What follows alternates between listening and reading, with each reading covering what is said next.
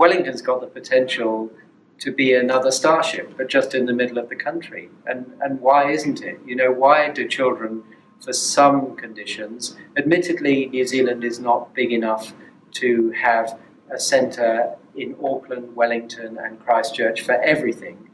But, you know, there's a lot of complex conditions that could be treated in Wellington within the ambience of a children's hospital, and those children wouldn't have to go to Auckland then and have all the family upheaval and so on. So I'm totally behind this vision of a children's hospital. It's so important for providing, you know, the care for children in New Zealand.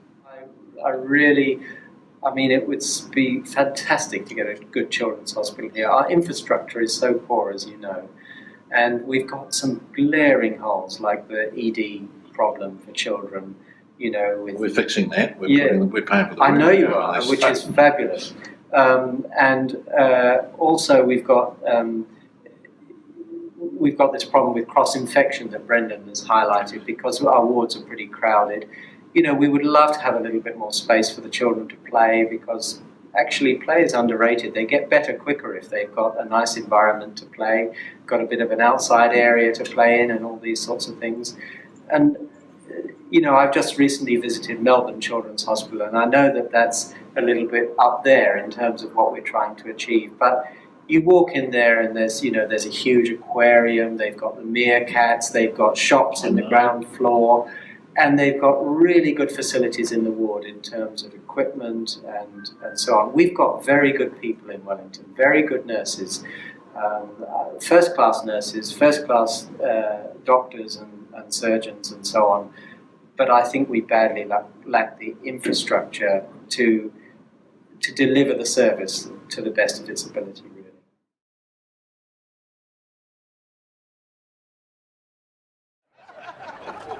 A real privilege to be here for what I can only describe as a once-in-a-lifetime event, a scale of generosity which is unusual and magnificent. So I'm now able to announce that Mark has offered to pay for a new $50 million children's hospital for the Wellington region. This is generosity of the highest order. Needless to say, Capital and Coast have accepted Mark's offer. I'm advised that the DHB had some plans to build their own children's hospital at some indefinite time in the future. They have now decided to bring those forward. Why choose to build a hospital?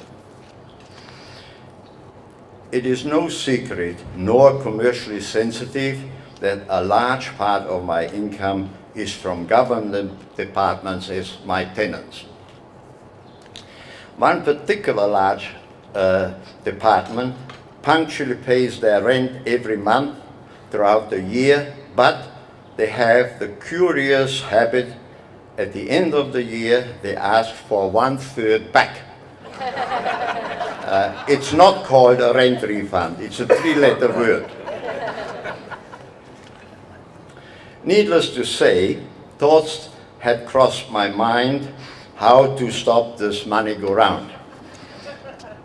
Suggestions like contacting some creative accountants in Panama were quickly dismissed, as they would not be popular with the government. As you know, I want to build the hospital, not just write out a check. Now, bear in mind, I'm well into my 80s.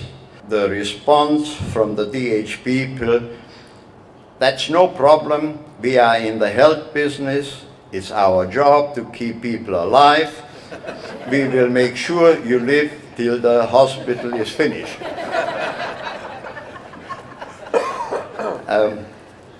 I was not sure how to take that comment, but discussed it with Dorothy, and her comment was, why did you not extend that deal over the warranty period? It would have given you another 10 years.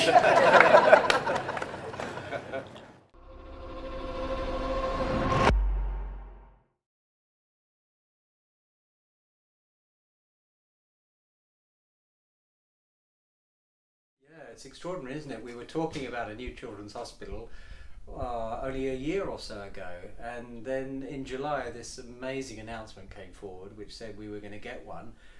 It's unbelievable. Wellington was really in desperate need of this. You know, we've got very limited facilities in our current children's wards, and I'm so excited about this new venture. It's unbelievable. We're going to get a whole floor for paediatric surgery. And the most exciting thing about it all for me is the quality of the care that we're going to be able to provide on the back of that. You know, parents come into the hospital, they're going to be in modern surroundings where they're comfortable and warm. There's going to be a lot more private rooms available for families. It's a horribly stressful time when people come into hospital with their kids. And we've got more facilities for the families in general. That's not just the children who are the patients, but the parents and their whānau. And also, you know, there's going to be facilities like a cafe and good play areas in the building. All the things that you want as part of a children's hospital, which we don't really have anything at all like that at the moment. There's huge advantages, not just for the families and their children and the environment that we're going to be in, which is so exciting. But you know, we've now got the ability to co-locate services that we've never been able to do before. So whereas children were being seen in some adult clinics, we can now bring them in to a proper centralized pediatric outpatient area. So there's going to be an area where they are in a pediatric environment where they're seen with their problems instead of having to mix with adults who've got, after all, quite complicated and scary problems alongside. We are unbelievably grateful to Mark Dunajtschik. This is such a philanthropic gesture, and this is a huge amount of money, and we really appreciate this because this gives Wellington the opportunity to provide a level of care that we strive to achieve as doctors. We can deliver the care, but it's the environment in which we deliver the care that we can't have much control over. And Mark Dunajtschik's given us this possibility now of having a first-class service.